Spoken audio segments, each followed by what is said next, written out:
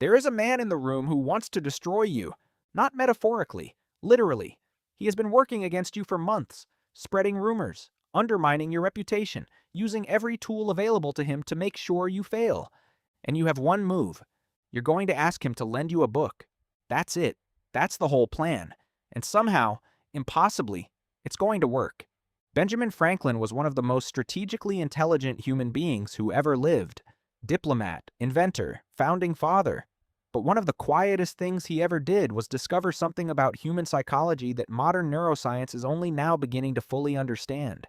He had an enemy, a powerful one, a fellow member of the Pennsylvania General Assembly who had publicly spoken against him, who commanded significant influence, and who Franklin knew could cause serious damage if left unchecked.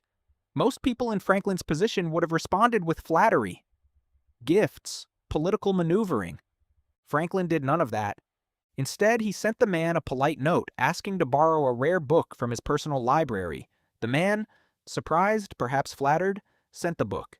Franklin kept it for a week, returned it with a brief thank you note, and waited. The next time they met in the assembly, the man came over to Franklin and spoke to him. Not with hostility, with warmth. Within a short time, he had become one of Franklin's close allies.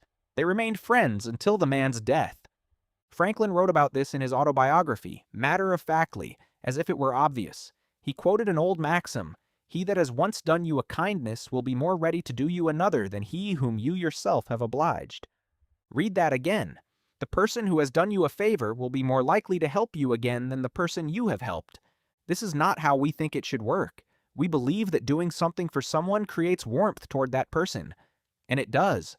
But Franklin was pointing at something stranger. Something that runs in the opposite direction of what we expect. When you do someone a favor, you don't just help them. You change how you feel about them. Here is what is actually happening inside the brain. Human beings have a deep psychological need for internal consistency.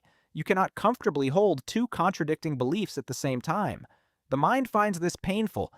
Psychologists call it cognitive dissonance, and it will go to extraordinary lengths to resolve the contradiction. When Franklin's enemy lent him the book, something happened in that man's brain. He had just done something kind for a person he was supposed to dislike. Those two facts cannot both be true at the same time. Either he is a man who helps his enemies, which makes no sense, or Franklin is not actually his enemy. The brain, seeking consistency, chose the easier explanation. Franklin must not be so bad after all. The man did not decide this consciously. He did not sit down and reason his way to a new opinion. The belief shifted automatically beneath the level of awareness because it had to, because the alternative, holding the action and the hostility in the same mind simultaneously, was psychologically uncomfortable in a way the brain could not sustain. Leon Festinger, the psychologist who first formally identified cognitive dissonance in the 1950s, showed that this is one of the most fundamental drives in human psychology. We do not form our beliefs and then act on them. We act, and then we form beliefs that justify what we have done. Behavior shapes attitude far more than attitude shapes behavior. This is the Benjamin Franklin effect, and it is running on you right now.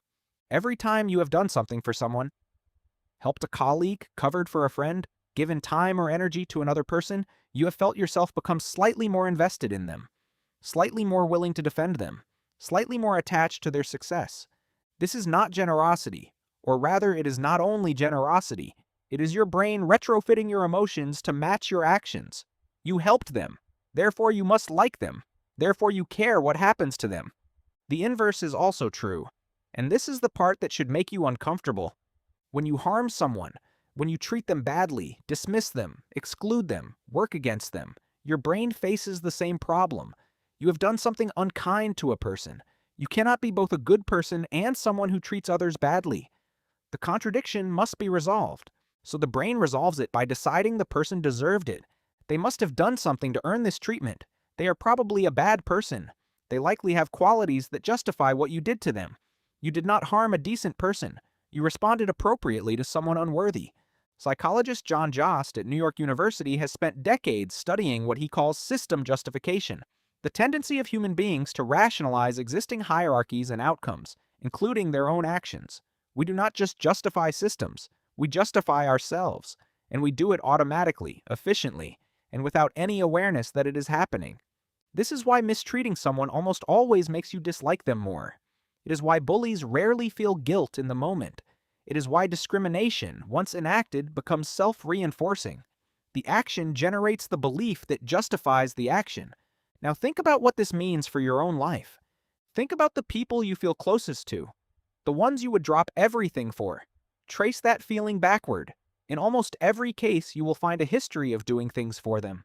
Sacrifices made, effort extended, favors given. Your brain tied your emotions to those actions, and the attachment grew. Think about the people you struggle to feel warmth toward, the ones you find yourself judging harshly, writing off, dismissing. Ask yourself honestly, have you treated them in ways that your brain now needs to justify? Franklin's insight was not just a social trick, it was a window into the architecture of human feeling. We believe we act because of how we feel, but the deeper truth, the one that cognitive science has been confirming for 70 years, is that we feel because of how we act. You do not help the people you love. You love the people you help. And somewhere in a Pennsylvania assembly hall, more than 200 years ago, a man lent a book to his enemy and discovered, without quite knowing why, that he didn't have an enemy anymore. The book was returned. The hostility wasn't. That is the Benjamin Franklin effect, and it has been shaping every relationship you have ever had without you noticing. Until now.